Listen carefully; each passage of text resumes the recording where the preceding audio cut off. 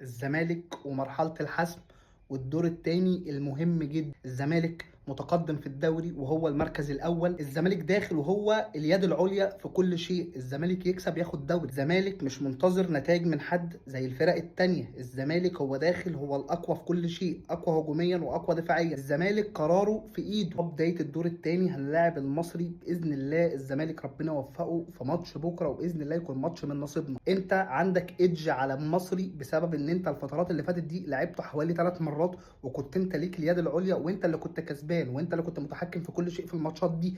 مع ان كنت بتبقى داخل الماتشات كان بيتقال ان الزمالك هو الطرف اللي المفروض يخسر، لكن الزمالك دايما هو المستحيل، الزمالك دايما هو المجنون، الطرف اللي يخليك مش متوقع منه اي شيء ويخش يعمل الحاجه اللي انت مش مصدقها. باذن الله بدايه موفقه للزمالك في الدور الثاني، هم 6 ماتشات تكسبهم تاخد دوري باذن الله. الايام اللي جايه دي بتاعه الرجاله، هي كوره ورجوله ولعيبه عايزه تحقق حاجه لنفسها، عشان اللعيبه دي اللي كان بيتقال عليهم ان هم اضيع لعيبه في مصر وان اللعيبه دي هيروح منها كل حاجه واللعيبه دي مش هتخش حتى مربع ذهبي.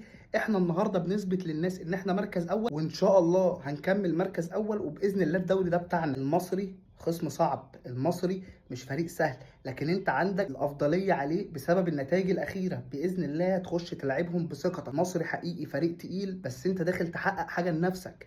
الزمالك لو اخد الدوري ده هيبقى من اتقل الدوريات في تاريخ مصر اللي اتحققت. لازم تحقق الدوري ده. الدوري ده حصل فيه حاجات كتير تقول ان انت الدوري ده بتاعك، وان انا بلعب على الدوري ده، وان انا مش هينفع افرط في الدوري ده نهائي. وان شاء الله لعيبه الزمالك رجاله وهتكمل اللي جاي برجول. الايام اللي جايه دي انا عارف ان لعيبه الزمالك قدها. لعيبه الزمالك اتحطت في امتحانات كتير السنه دي، والحمد لله ربنا وفقنا ووفقهم وعديناها. الايام اللي جايه دي براهن على الرجاله، براهن على الزمالك، وبراهن على جمهور الزمالك اللي قد الملحمه وقد المرحله اللي جايه. وانا متاكد مليار في الميه ان جمهور الزمالك الايام اللي جايه دي هيكون تاريخي. جمهور الزمالك الايام اللي جايه دي هيعمل ملاحم ما بتتعملش في حته في العالم، والبطوله ان شاء الله بتاعتنا عشان احنا نستحقها. وباذن الله اللي جاي خير، هناخدها ستيب باي ستيب، هناخدها خطوه خطوه، الماتش بماتش.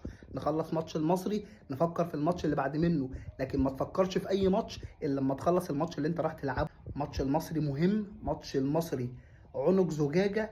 تبدأ الدور الثاني بفوز هيفرق معاك جدا. هتبدأ الدور الثاني بفوز، هتصدر رسائل للناس ان انا مش داخل اهزر، ان انا داخل الدور الثاني انا عارف انا عايز ايه وانا عايز الدوري. انت عندك افضليه في ان الاهلي ورا منك ب3 بونت، وان بيراميدز مريح. هتبعد عن الناس، هتاخد ثقه ان بجد انا بلعب على البطوله، ان بجد البطوله دي بتاعتي، وان شاء الله مش هنسيبها. ان شاء الله ماتش المصري بتاعنا، ان شاء الله الدور الثاني ده بتاع الرجاله مش